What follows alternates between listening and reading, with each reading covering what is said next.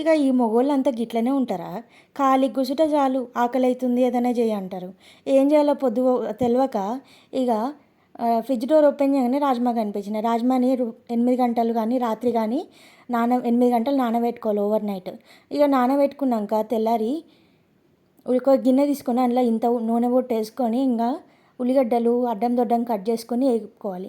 ఇక ఉల్లిగడ్డ వేగినాక ఇంత ఒక 4 టమాటాలని కూడా ముక్కల కింద చేసుకొని కట్ చేసుకొని వీటిని కూడా వేసుకోవాలి. ఇక 2 మంచిగా ఉడికించుకోవాలి.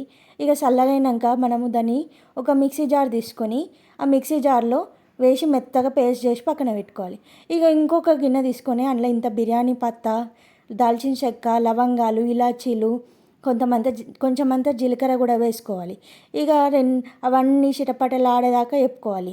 ఇక ఒక 4 మిరపకాయలని తీసుకొని అందులో మధ్యలో చీలికలు చేసి వీటిని కూడా వేసుకోవాలి. ఇక దాంతోపాటు ఒక 2 సన్నగా ముక్కలు చేసి పెట్టుకున్న ఉల్లిగడ్డ ముక్కల్ని కూడా వేసుకొని అవి కొంచెం దూరగా వేగినాక అందులో ఇంత అల్లం వెల్లిగడ్డ ముద్ద వేసి పచ్చివాసన పోయేదాకా వేపుకోవాలి.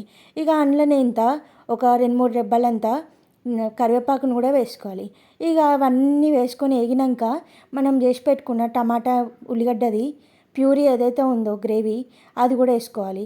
ఒక 2 నిమిషాలు అది ఉడికే వరకు పక్కన పెట్టుకొని మనము రాత్రంతా నానబెట్టుకున్న రాజ్మాని ఒక 7-8 విజిల్లు వచ్చేదాకా ఇట్లా కొంచెం మెత్తగా అయ్యేదాకా చేసుకోవాలి. కావాలంటే ఒక 2 విజిల్ తక్కువ పెట్టుకొని చూడుర్రి.